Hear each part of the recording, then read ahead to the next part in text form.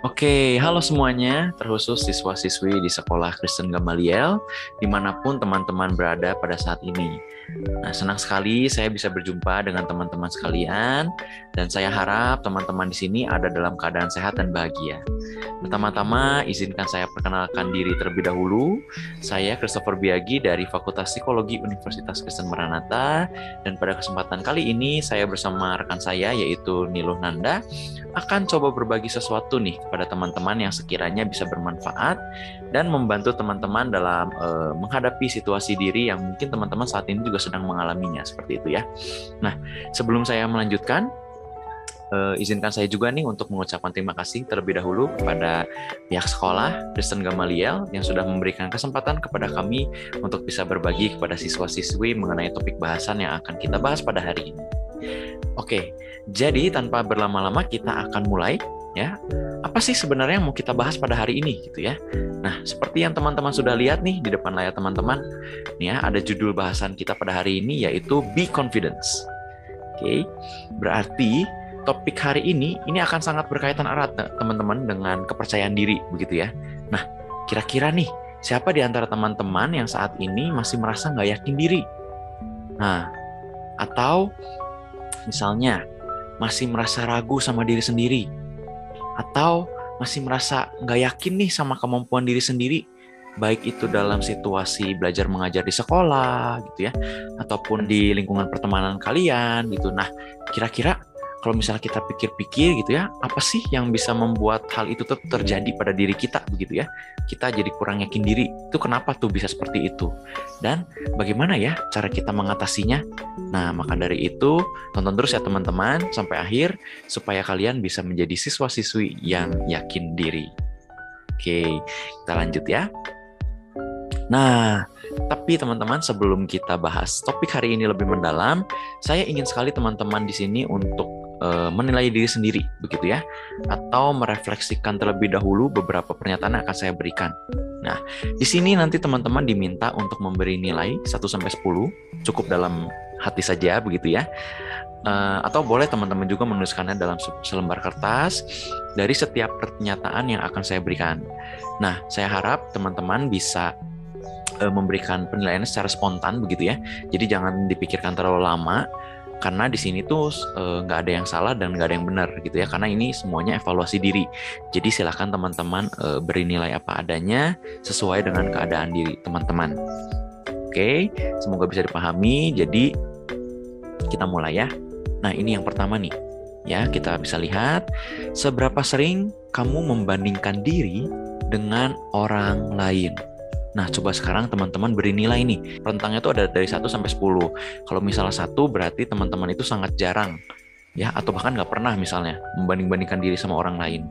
Kalau misalnya 10 itu berarti sangat sering, atau selalu membandingkan diri sama orang lain gitu ya. Jadi gradasinya ada 1 sampai 10. Nah, silakan teman-teman beri penilaian.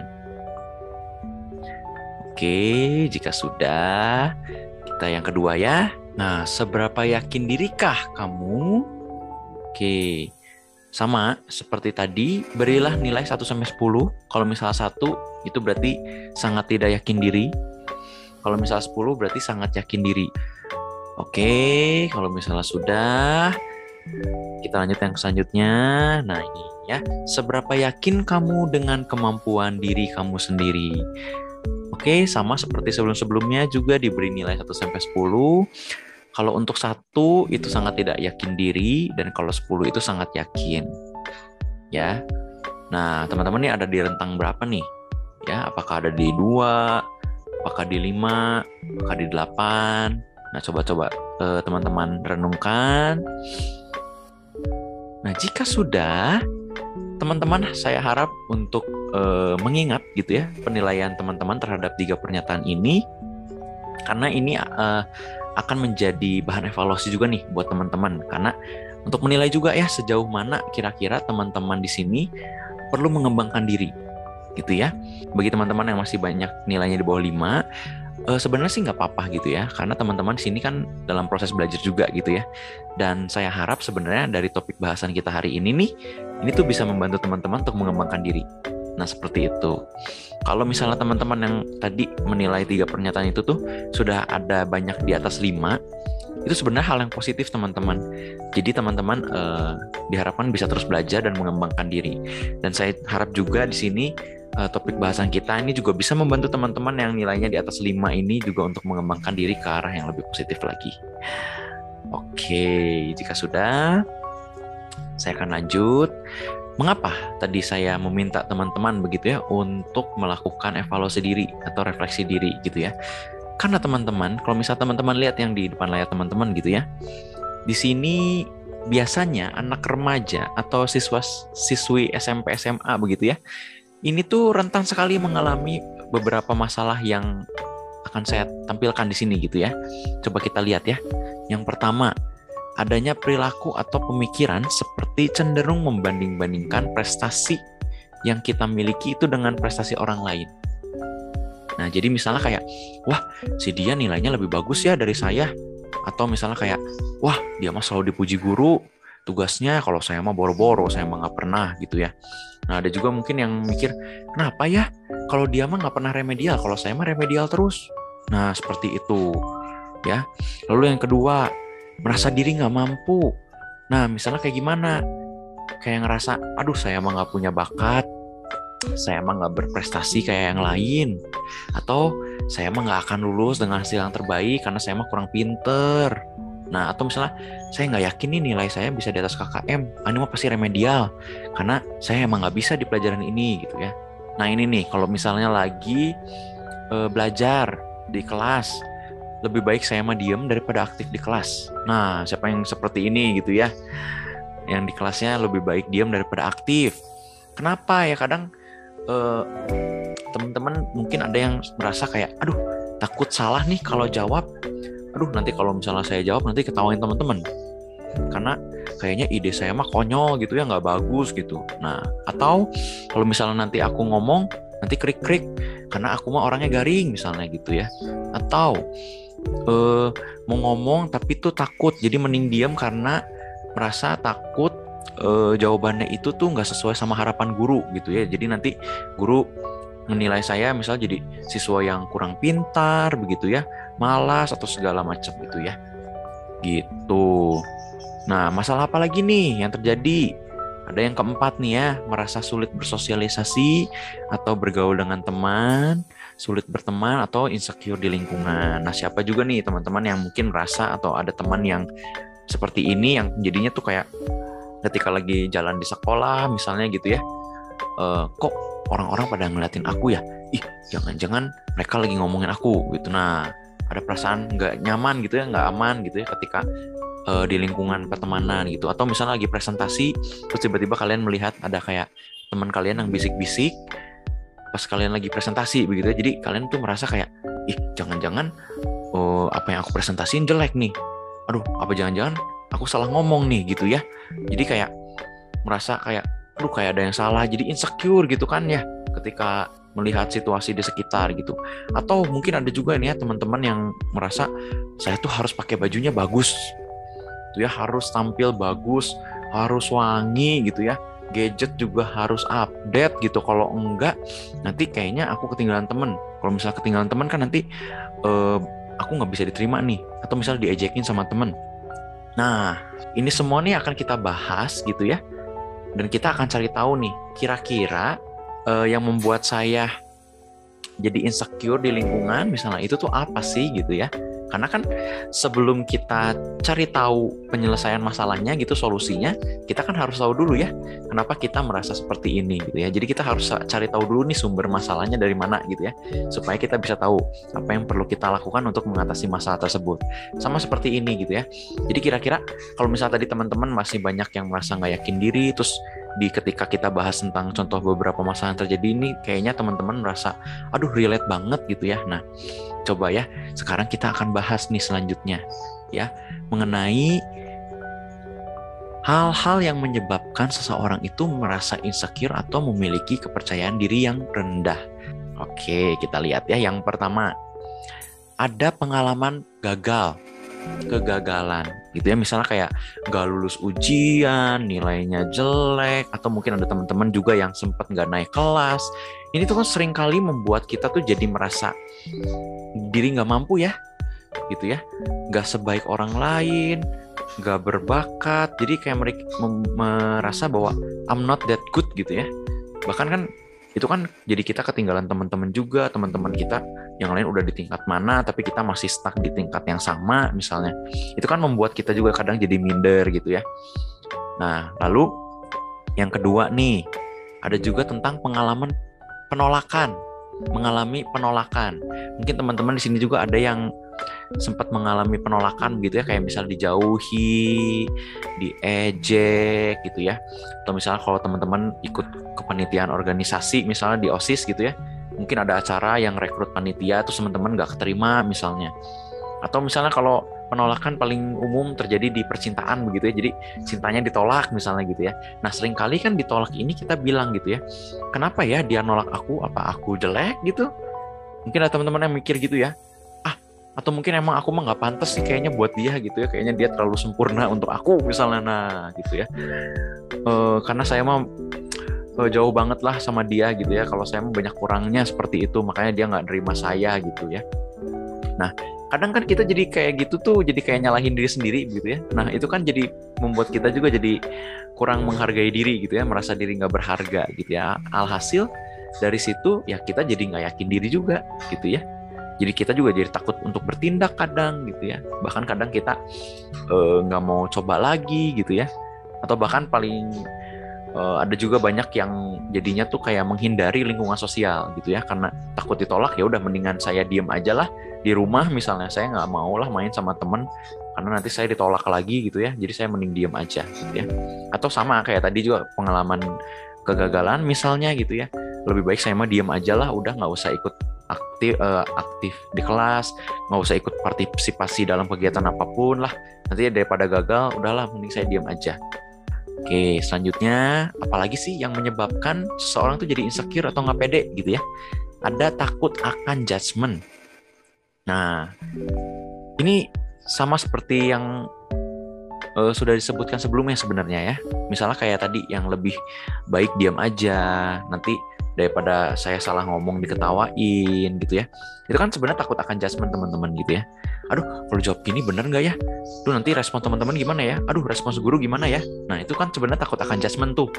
Atau misalnya teman-teman mau ngepost foto di Instagram gitu. Mungkin pernah ya teman-teman mengalami gitu ya. Waktu mau ngepost foto di Instagram tuh kayaknya dipilih dulu gitu ya, berkali-kali diliatin, bahkan diedit dulu, udah pakai filter sana sini, bahkan nggak cuma satu app gitu ya, beberapa app kalian pakai gitu ya, untuk difilter, untuk diedit, sampai supaya bagus banget, supaya teman-teman tuh banyak like-nya misalnya ya, supaya nggak ada yang komen aneh-aneh atau jelek-jelek gitu misalnya ya. Nah itu juga kan sebenarnya termasuk takut akan judgement begitu ya. Lalu yang terakhir nih, nah ada pemikiran yang keliru. Nah ini sering kali nih terjadi nih sama kita begitu ya. Kadang kita suka mikir gitu ya, dunia ini tuh tidak adil gitu ya.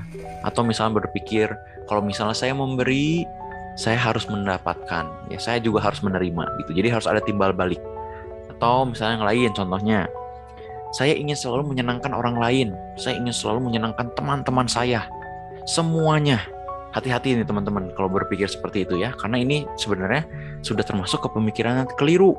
Atau misalnya ketika saya harus berteman dengan semua orang misalnya, ya. Kalau misalnya ngerencanain sesuatu harus sesuai rencana saya. Nggak boleh ada yang di luar rencana saya. Atau misalnya ada juga yang merasa kayak sekali ditolak tuh jadi kayak, aduh, saya memang nggak pantas nih untuk diterima siapapun. Nah, kenapa sih ini tuh disebut pemikiran yang keliru? Ya, karena pada kenyataannya ya hidup tuh tidak seperti itu gitu ya. Jadi teman-teman harus sadari itu bahwa tidak selalu hidup tuh sama seperti atau sesuai seperti apa yang kita pikirkan. Atau sebenarnya kejadian itu tuh hanya terjadi pada saat itu aja. Ya, jadi belum tentu ke depan-depannya tuh kejadiannya akan selalu seperti itu gitu. Nah, jadi teman-teman, 4 hal yang sudah saya uraikan tadi itu merupakan hal-hal yang menyebabkan mengapa seseorang tuh bisa jadi insecure atau nggak percaya diri, begitu ya. Nah, insecure atau kepercayaan diri yang rendah, salah satunya juga itu disebabkan oleh kekurangmampuan seseorang untuk menghargai dirinya sendiri. Ya, jadi kurang pemahaman akan self love. Nah, jadi mungkin teman-teman di sini bertanya gitu ya. Jadi maksudnya menghargai diri itu seperti apa sih gitu ya? Self love itu artinya apa sih gitu ya? Bagaimana caranya supaya kita bisa lebih self love atau menghargai diri gitu ya. Nah, ini yang kita akan bahas. Tapi teman-teman sebelumnya ya saya juga mau ngajak teman-teman untuk refleksi diri lagi nih. Nah, seperti yang teman-teman lihat di sini, kalian hayati kira-kira nih kalian tuh lebih yang mana sih gitu ya? Sesuai dengan pernyataan yang ada di A atau lebih sesuai dengan pernyataan yang di B. Gitu ya. Kalau misalnya di A itu mengikuti apa yang orang lain katakan, tidak tahu apa yang kamu inginkan, kadang mempertanyakan diri sendiri gitu ya, saya itu siapa sih gitu ya, atau bahkan membenci diri sendiri. Atau sebaliknya nih, teman-teman lebih merasa yang diri itu sesuai dengan yang ada di kolom B, tidak membiarkan perkataan orang lain menguasai diri, tidak terpengaruh maksudnya sama perkataan orang lain, menyadari peka akan keinginan diri sendiri, ya, tahu juga kelebihan kelemahan diri, potensi diri seperti apa, lalu sudah nyaman juga nih dengan diri sendiri. Mungkin teman-teman juga ada ya yang merasa kayak, aduh, saya masih ada yang di A tapi saya juga ada yang di B gitu. Nah, nggak apa-apa. Nah, kita sekarang mau bahas nih, kalau teman-teman memilih yang A, ini berarti teman-teman masih insecure. Artinya teman-teman masih belum menghargai diri sendiri, belum mampu, belum bisa gitu ya. Tapi jangan khawatir, karena kalian juga masih terus belajar dan terus berkembang. Yang penting kalian sadari dulu bahwa memang ternyata saya masih banyak kualitas diri yang seperti di A, dan kalian punya keinginan untuk terus mengembangkan diri. Oke, kalau misalnya yang teman-teman pilih yang B, berarti teman-teman nih bisa dikatakan sudah mulai mampu untuk menghargai diri. Berarti udah baik gitu ya, dipertahankan terus. Jangan berhenti mengembangkan diri. Oke, kalau misalnya ada teman-teman yang tadi milihnya A dan B gitu, merasa ada di A dan di B gitu ya, nggak apa-apa. Berarti kan teman-teman masih ada insecure-nya gitu ya, belum sepenuhnya menghargai diri. Nah, itu tuh nggak apa-apa. Justru itu sebenarnya wajar banget sih untuk terjadi gitu ya, karena kan kalian masih ada di dalam proses belajar seperti itu. Jadi yang penting kalian tahu bahwa ternyata saya masih ada insecure-nya nih. Nah, kalian tinggal resapi kira-kira saya masih insecure-nya di daerah apa gitu ya, di dalam hal apa. Nah, itu nanti yang kalian coba kembangkan. Nah, jadi agar kita tidak merasa insecure lagi, apa nih yang harus kita lakukan gitu ya kan? Jadi teman-teman harus mulai menghargai diri dan mencintai diri sendiri. Nah, ini ya, saya udah coba sebut gitu ya beberapa kali tentang self love. Sebenarnya self love itu apa sih? Self love itu teman-teman artinya penghargaan kepada diri atau merasa puas akan diri sendiri ya. Jadi di sini tuh kayak kita berbicara tentang kesadaran seseorang ya, untuk bisa lebih memprioritaskan diri sendiri, nggak membanding-bandingkan diri dengan orang lain. Ketika kita mau mencoba untuk menghargai diri sendiri, berarti kita perlu fokus sama diri kita, dan kita perlu memprioritaskan diri kita. Self love itu juga bukan berarti egois, itu yang perlu teman-teman ingat. Bukan berarti kita selalu memikirkan diri sendiri gitu ya, nggak mementingkan kepentingan orang lain, bukan. Tapi di sini tuh self love berarti kita memperlakukan dan menerima diri kita sendiri itu apa adanya, dengan sewajarnya. Itu self love ya. Nah, supaya kita bisa lebih menghargai diri dan lebih self love, itu harus diawali terlebih dahulu dengan self knowledge, yang artinya adalah mengenali dan memahami diri kita terlebih dahulu. Karena itu tuh langkah awal untuk bisa kita menghargai dan mencintai diri. Kenapa? Karena kita tahu ya apa yang menjadi kelebihan kita, kekurangan kita, sehingga kalau misalnya kita tahu gitu ya apa yang menjadi kelebihan dan kekurangan kita, biasanya kita nggak dengar kata orang lagi. Kita tuh jadi nggak banding-bandingin orang lagi gitu, karena jadi kalian itu jadi paham apa yang menjadi kelebihan dia, apa yang menjadi kelebihan saya gitu ya. Jadi ya itu, kamu menerima diri apa adanya kan kalau kayak gitu. Jadi nggak banding-bandingin lagi dong. Kan sebelumnya mungkin merasa kayak, aduh kenapa ya dia selalu nilainya bagus kalau di matematika, kalau saya mah mentok-mentok juga di KKM gitu ya. Ya mungkin karena sebenarnya kita tuh secara potensi ya memang lemah di hitung-hitungan misalnya. Kalau di teman kalian itu misalnya ya memang punya bakat di hitung-hitungan misalnya gitu ya. Nah itu tuh kalian harus sadari itu ya, bahwa setiap orang itu punya karakteristik yang berbeda, punya kelebihan dan kekurangan juga yang berbeda-beda ya.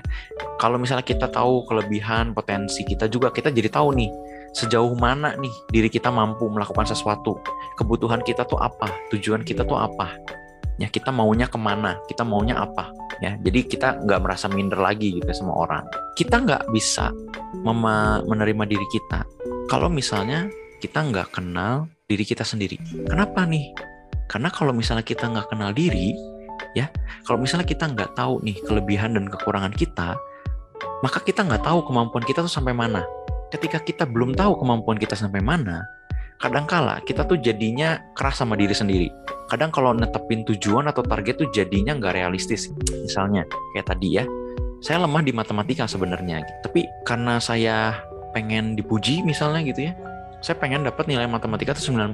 Padahal sebenarnya kemampuannya itu mentok di 70 misalnya. Karena kita nggak kenal diri tadi gitu ya, kita nggak tahu bahwa memang kelemahan kita di matematika, jadi kita maksain diri tuh ya, terus-terusan gitu ya untuk dapat 90. Tapi kan sebenarnya sulit ya buat diri kita gitu ya, karena kan sebenarnya kita memang punya kelemahan di situ. Udah belajar matematian gitu misalnya ya, mentok paling di 80 gitu, tetap aja masih sulit gitu untuk 90. Nah, kebayang nggak teman-teman ketika teman-teman menjalani hal seperti itu tuh pasti membuat kita tuh jadi kayak merasa frustrasi gitu ya. Dan kalau misalnya gagal, efeknya apa? Kalau misalnya kita gagal mencapai 90, pasti kita jadinya merasa diri kita nggak mampu ya, gitu. Padahal sebenarnya bukan yang nggak mampu, karena memang limit kita misalnya di 80. Itu tuh sebenarnya 80 tuh untuk kemampuan kita tuh udah sangat bagus sekali. Tapi karena kita nggak kenal diri kita batasnya sampai mana, jadinya merasa, aduh ya apa ya gitu ya. Merasa diri kita payah, nggak mampu, nggak punya bakat di situ gitu ya, jadi merendahkan diri. Nah, jadinya kan kurang menghargai diri seperti itu. Padahal sebenarnya 80 itu udah cukup banget sebenarnya. Nah, gitu. Jadi teman-teman perlu nih untuk kita bisa mengenali diri. Karena ketika kita mengenali diri, ya pasti kita jadinya lebih bisa untuk menerima diri kita. Oke. Nah, teman-teman, saya mau coba sharing satu hal kepada teman-teman. Ini ada satu artis, mungkin teman-teman juga di sini udah pada tahu, yaitu Prilly Latuconsina. Ya, nah ini teman-teman mungkin familiar karena ini cukup populer juga, ya cukup besar namanya di Indonesia. Kalau misalnya teman-teman tahu, ini sempat booming juga nih film dia nih, ya di awal tahun 2022. Kukira Kau Rumah, ya mungkin teman-teman ada yang udah nonton juga, atau dia juga pemeran serial ya. Serial drama di Indonesia, My Lecturer, My Husband, yang bersama Reza Radian. Nah, ini artis kemampuannya kita tahu lah, pasti aktingnya bagus kan, karena kan udah main film gitu ya, segala macem, terkenal juga. Tapi ternyata Prilly ini juga insecurean teman-teman. Dia merasa nggak pede. Kenapa? Saya nemu satu artikel teman-teman. Ya, nih teman-teman bisa lihat di sini. Dia merasa insecure setiap kumpul bareng artis. Dia merasa dirinya jelek. Nah, kita lihat ya ungkapannya. Misalnya, perkumpulan artis-artis ya kan, mereka badai-badai banget ya. Sometimes I feel ugly. Dia merasa dirinya tuh jelek. Kalau misalnya dia datang ke acara-acara, tuh dia merasa kayak kurang tinggi, kurang langsing gitu ya, kurang branded, kayak apalah gitu, kayak kecil banget kalau dibandingin sama yang lain. Nah, teman-teman, lihat kan ya tadi seperti yang udah kita bahas, bahwa dia itu membandingkan dirinya sama orang lain. Itu yang membuat dia tuh jadi merasa nggak yakin diri. Karena merasa orang lain tuh lebih baik daripada dia. Dalam hal ini lebih ke fisik ya. Kalau misalnya Prilly ini insecure-nya lebih ke arah fisik. Gitu. Tapi teman-teman, ada hal yang menarik yang diungkapkan oleh dia. Value gue memang bukan di fisik katanya. Tapi I work harder than anyone in this room. Ya. Dia merasa ya mungkin saya bukan di fisik kelebihannya. Kalau dibandingin sama yang lain mungkin jauh lah gitu ya. Tadi ya dia merasa mungkin pendek, nggak branded gitu, bajunya nggak bagus ya. Tapi dia merasa bahwa dia ini sudah bekerja keras. Jadi kalau misalnya teman-teman lihat di sini, dia punya kelebihan Nah, itu teman-teman, kalau misalnya dia udah tahu sama diri dia sendiri, dia bisa tahu tuh apa yang menjadi kelebihan saya, sehingga dia bisa tetap menerima diri dia walaupun mungkin lebih jelek secara fisik dibandingkan dengan artis lain gitu. Padahal kalau misalnya kita lihat jelek dari mananya gitu ya. Nah, ini yang mau saya ajak teman-teman ya, untuk bisa lebih menghargai diri itu. Jadi kita harus apa? Ya, mengenali diri. Nah, mengenali diri itu maksudnya apa sih? Dari tadi tuh mengenali diri gitu ya. Apakah hanya sebatas kelebihan kekurangan? Enggak, teman-teman. Mengenali diri itu lebih dari kelebihan kekurangan saja ya. Nah, ini teman-teman bisa lihat di sini. Selain kelebihan kekurangan, kita juga harus tahu nih, minat kita tuh di mana sih? Kita tuh suka melakukan hal apa sih? Bakat kita, potensi kita tuh di apa sih? Bakat tuh teman-teman nggak hanya di musik atau nggak di olahraga, di bahasa, terus apa lagi? Di kemampuan berbicara, itu juga bisa jadi potensi kita loh. Nah, jadi teman-teman kalau mau mengenali diri, pemikirannya juga harus meluas. Teman-teman harus coba eksplorasi.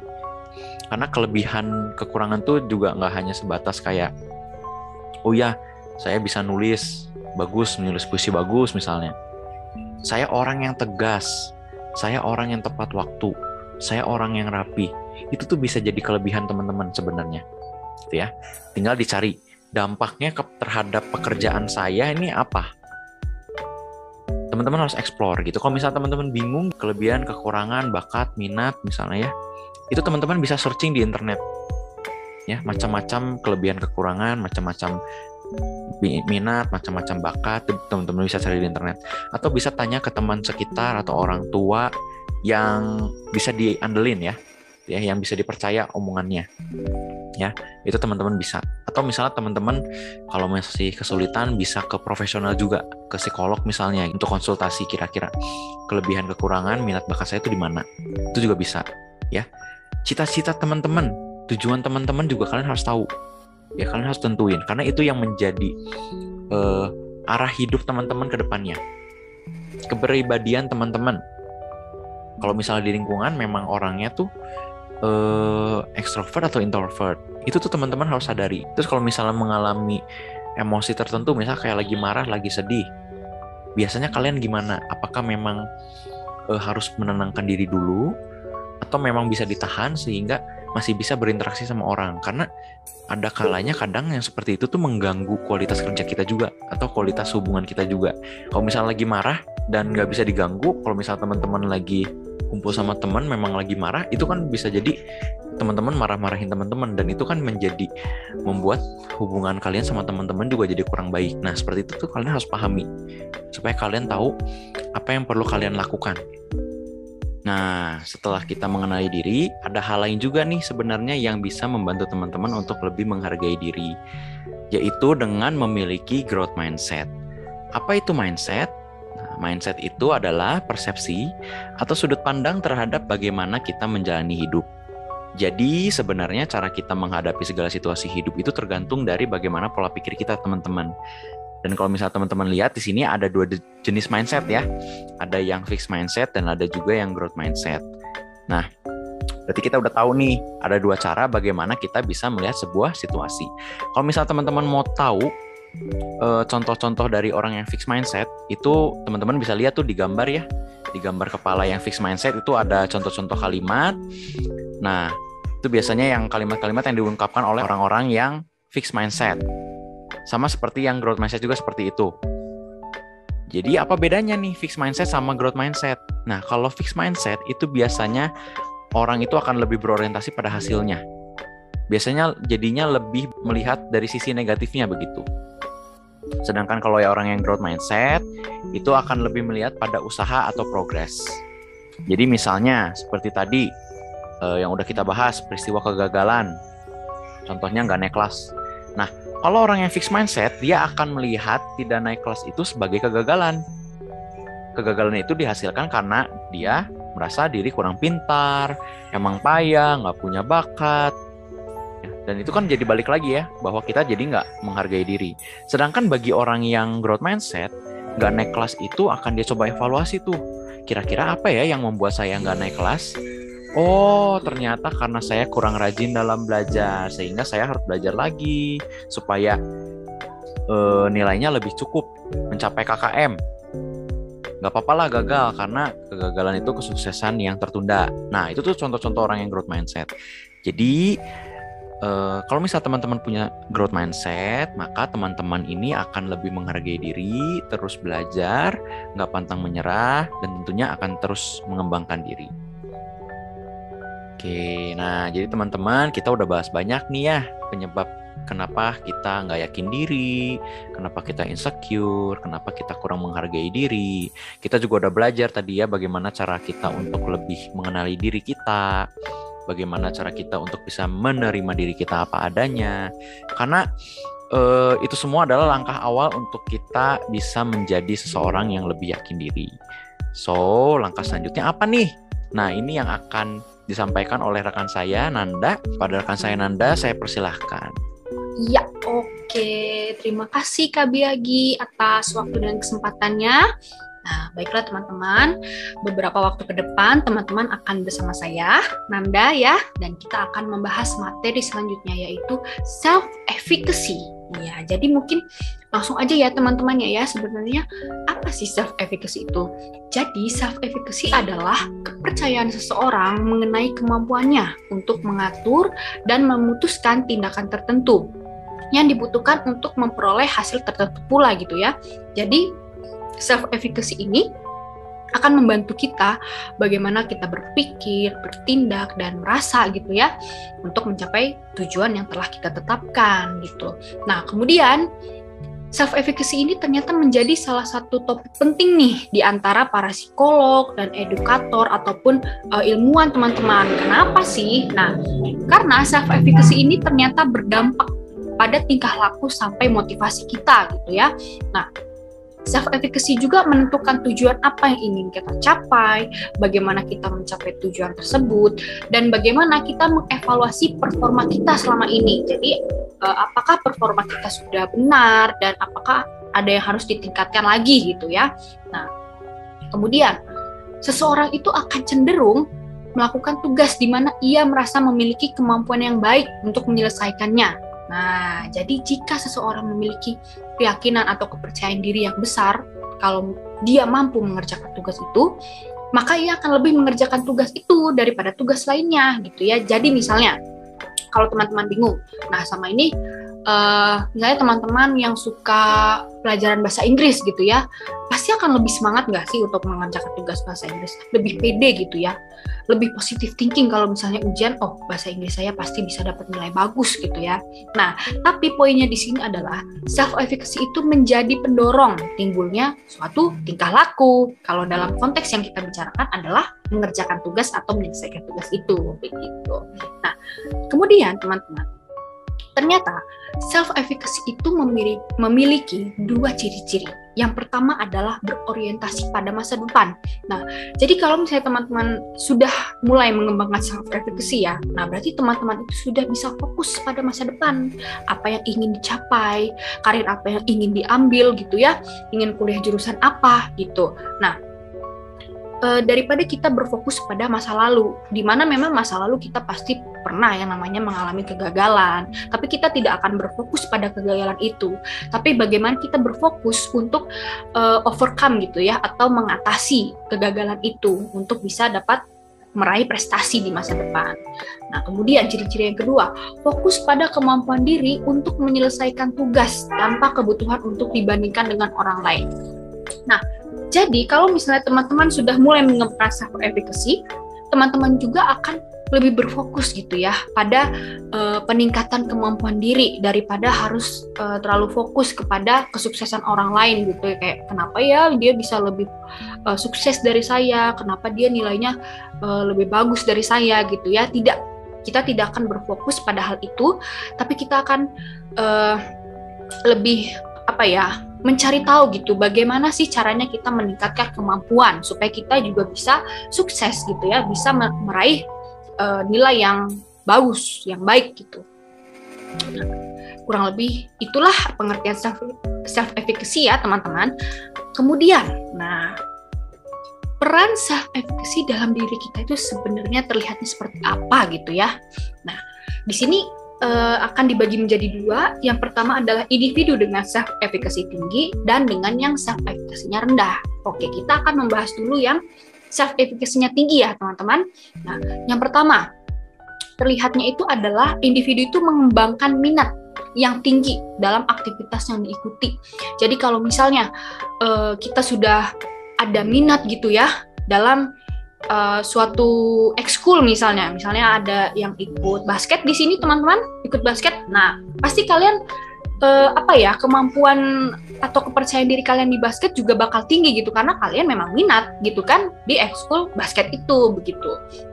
Kemudian yang kedua, memiliki komitmen yang kuat terhadap minat dan aktivitas yang diikuti. Nah, ini kita masih pakai contoh yang sama ya, misalnya minat terhadap ekskul basket gitu. Kalau misalnya kalian memiliki komitmen yang kuat, kalian pasti bisa akan fokus di basket, berprestasi di basket. Nah, tapi tetap ya, harus fokus juga dengan tugas kalian sebagai siswa, yaitu belajar gitu. Nah, kalau misalnya kita udah komitmen yang tinggi, kita pasti akan selalu semangat gitu untuk mengikuti kegiatan yang kita minati, seperti yang contohnya basket tadi begitu. Kemudian bangkit kembali dengan cepat dari kegagalan dan kekecewaan. Nah, mungkin tadi saya udah singgung sedikit gitu ya mengenai kegagalan di masa lalu. Jadi kalau misalnya kalian nih tiba-tiba mengalami kegagalan atau kayak aduh ternyata nilai ujian saya kurang baik nih, nilainya belum memuaskan gitu. Nah, kalau misalnya kalian memiliki self efficacy gitu ya, disinilah perannya. Jadi kalian akan langsung bangkit ya, bangkit dengan cepat gitu, bukan hanya berfokus pada aduh kenapa sih gagal gitu ya. Tapi bagaimana kita cara mengatasinya gitu. Kalian akan cepat bangkit dari kegagalan itu. Kemudian yang terakhir, memandang tantangan sebagai suatu tugas yang harus dikuasai. Nah, daripada kalian berfokus pada tantangan itu ya, aduh kayaknya saya nggak bisa deh, kayaknya kemampuan saya cuma sampai di sini deh untuk menyelesaikan tugas ini. Tidak. Kalau misalnya kalian memiliki self efficacy, disitulah perannya. Memandang tantangan sebagai suatu tugas yang harus dikuasai.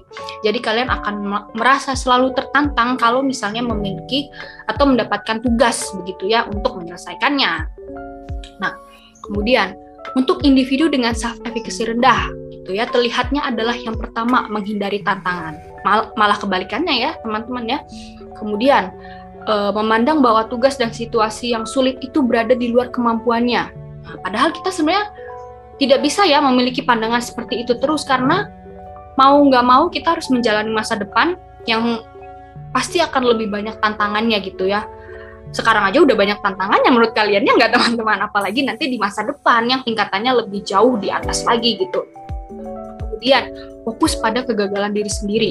Oke, ini berkebalikan dari yang bangkit kembali dengan cepat ya dari kegagalan. Jadi ya orang yang self efficacy-nya rendah pasti akan lebih fokus ke kegagalan diri dia begitu. Nah, kemudian kehilangan kepercayaan diri mengenai kemampuan dengan cepat gitu ya. Jadi kalau misalnya self efficacy seseorang itu rendah gitu ya, pasti kalau misalnya dia gagal, kepercayaan dirinya akan langsung hilang gitu ya. Bukannya berfokus pada bagaimana cara dia memperbaiki atau mengupgrade ya, meningkatkan kemampuan diri gitu.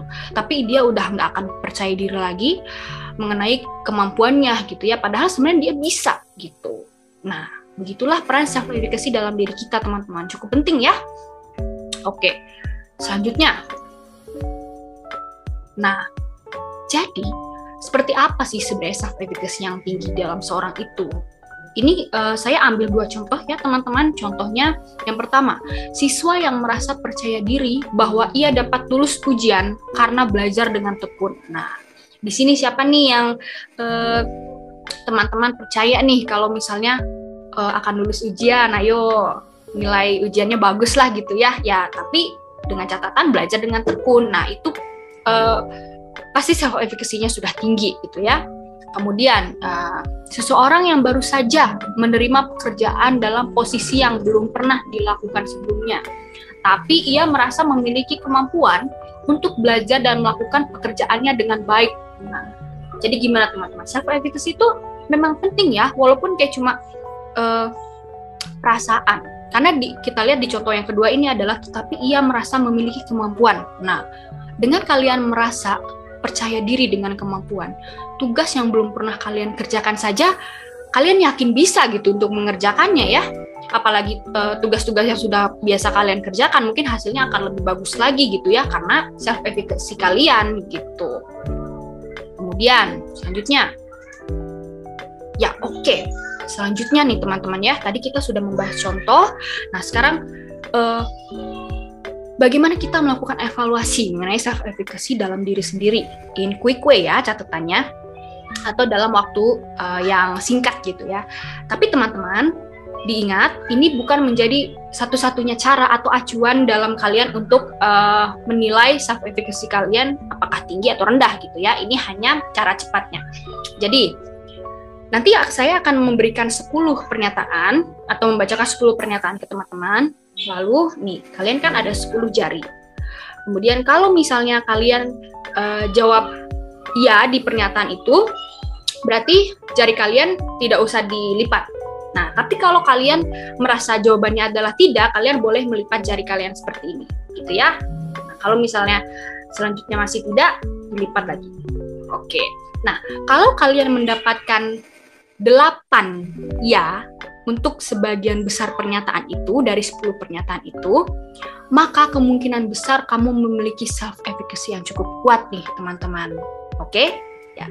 Mari kita mulai ya, saya bacakan satu-satu. Yang pertama, apakah kamu dapat menangani masalah jika kamu bersedia untuk bekerja keras? Ya. Yang kedua, apakah kamu yakin dengan kemampuan diri sendiri dalam mencapai tujuan? Ya, ya atau tidak? Ya atau tidak? Ya. Kemudian, apakah kamu dapat menghadapi kejadian tak terduga? Selanjutnya, apakah kamu dapat bangkit kembali dengan cepat setelah mengalami kejadian yang membuat kamu stres? Kemudian, apakah kamu dapat menemukan solusi ketika kamu menghadapi suatu masalah?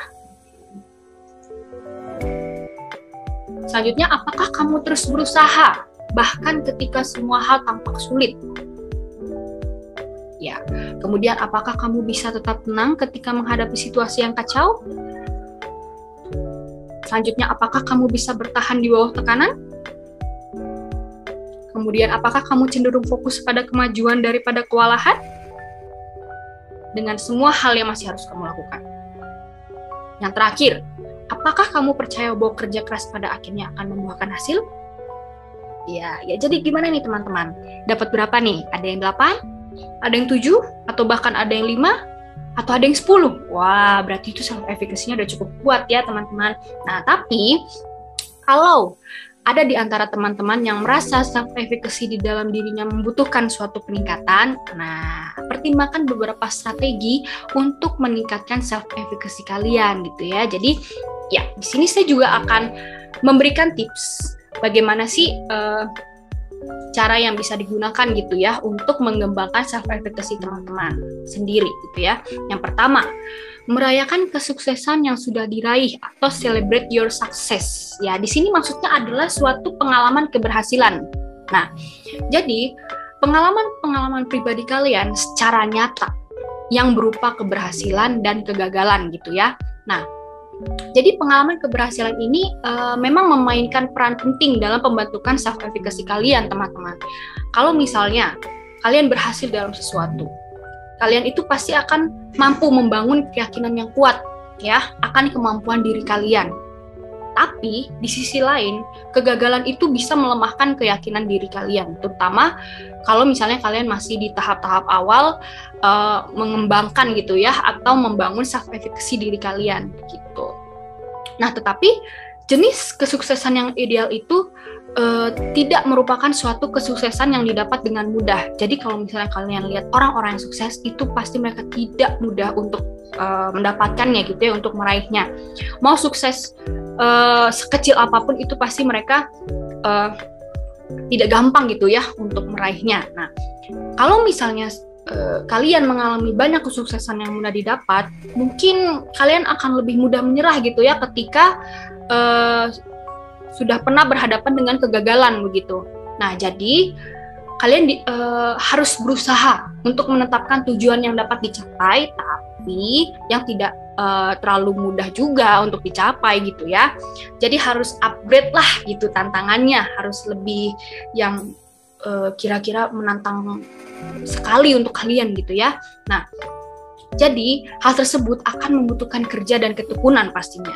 Tapi kalian nanti akan muncul dengan keyakinan yang lebih kuat pada kemampuan diri sendiri setelah mencapainya. Loh iya toh, karena kan kalian sudah melewati tantangan itu. Sudah bisa meraih kesuksesan dengan tidak mudah. Pasti kalian akan lebih yakin lagi gitu dengan diri kalian ketika menghadapi hal-hal lainnya ya yang lebih menantang gitu. Nah, kemudian yang kedua, mengamati orang lain atau observe others ya. Ini maksudnya pengalaman orang lain gitu ya. Jadi kita bisa juga nih melihat pengalaman keberhasilan dari orang lain gitu ya. Nah, kalau misalnya kalian melihat orang lain berhasil dalam suatu tugas, kalian itu pasti akan menyimpulkan bahwa oh iya ya, saya juga bisa melakukannya lah. Pasti saya bisa lah kayak dia gitu ya. Jadi kalau misalnya kita melihat orang yang mungkin seusia kita gitu ya, mungkin teman-teman yang SMP atau SMA, melihat teman-teman lain, oh ujiannya nih dia aja bisa bagus gitu ya, saya juga harus bisa dong. Nah, itulah cara mengembangkan self efficacy. Jadi pandangan kita terhadap pengalaman keberhasilan orang lain begitu ya. Jadi nanti kalian akan terpacu untuk mengembangkan kemampuan gitu ya.